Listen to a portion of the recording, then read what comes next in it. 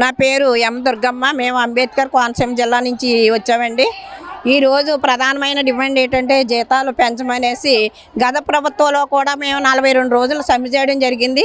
42 రోజుల సమ్మె నిమిత్తం మినిట్ కాపీ రాసి ఇచ్చారు తప్ప సమస్యలు ఏమీ పరిష్కరించలేదు. అయితే ఇప్పుడు కూటమి ప్రభుత్వము ప్రతి టెంట దగ్గరికి వచ్చి అమ్మ మీ సమస్యలు మేము పరిష్కరిస్తాము, మీ న్యాయమైన డిమాండ్లన్నీ కూడా మేము నెరవేర్తాము, మేము కానీ వస్తేననేసి అన్నారు. అయితే ఇప్పుడు మా రాష్ట్ర నాయకత్వం వెళ్ళి రిప్రజెంటేషన్ ఇస్తుంటే ఏమంటున్నారు, అది చెత్తపుట్లోకి వెళ్తుంది తప్ప మా సమస్యలు పరిష్కరించలేదు. కానీ ఇప్పుడు మా డిమాండ్లన్నీ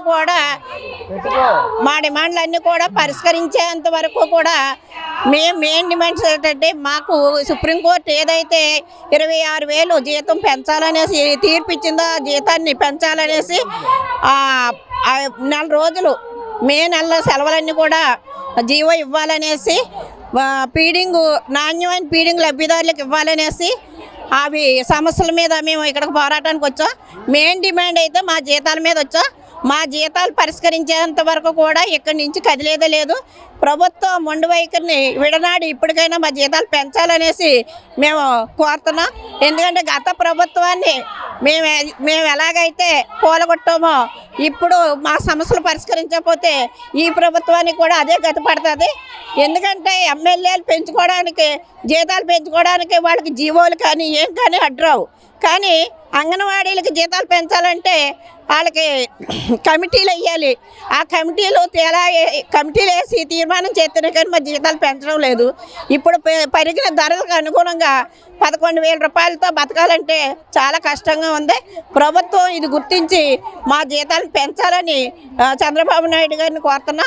న్యాయమైన డిమాండ్లన్నీ పరిష్కరించాలని, పరిష్కరించలేని ఎడల ఉద్యమాన్ని ఇంకా ఉధృతం చేస్తాం తప్ప తగ్గేదే లేదనేసి ప్రభుత్వాన్ని హెచ్చరిస్తున్నాం. అధికారంగా వచ్చి ఎంతకన్నా మేలు చేస్తూ ఉంటాం చంద్రబాబు గారు. మరి అధికారంగా వచ్చి 2 ఏళ్ళు అవుతుంది, మరి ఎందుకు రోడ్డు ఎక్కారు మీరంతా?